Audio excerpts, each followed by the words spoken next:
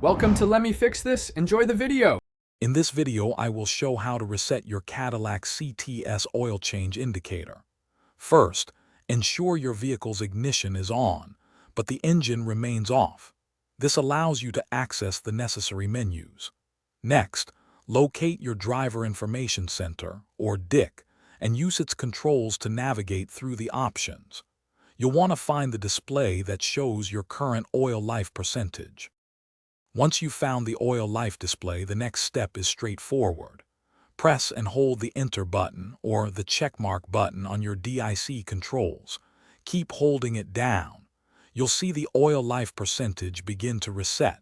Continue holding until it clearly shows 100%. Then you can release the button, confirming the reset. Hey everyone, if you're finding this video helpful, please hit that like button and subscribe for more tips. Quick recommendation: bring your space to life with the Echo Dot smart speaker. It's a fantastic way to enjoy music and control your smart home. You can find links to the Echo Dot and other great deals in the description below. Now, let's get back to the video. After releasing the button, double-check that your oil life display now reads 100%. This confirms the reset was successful. Finally, turn off your vehicle's ignition completely. This action saves the new oil life setting into the system. You have now successfully reset your Cadillac CTS oil change reminder, and you're all set until the next service. Sometimes the reset might not take on the first try.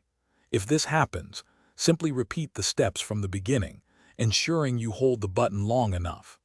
Always confirm the engine is off, as starting it can interrupt the process.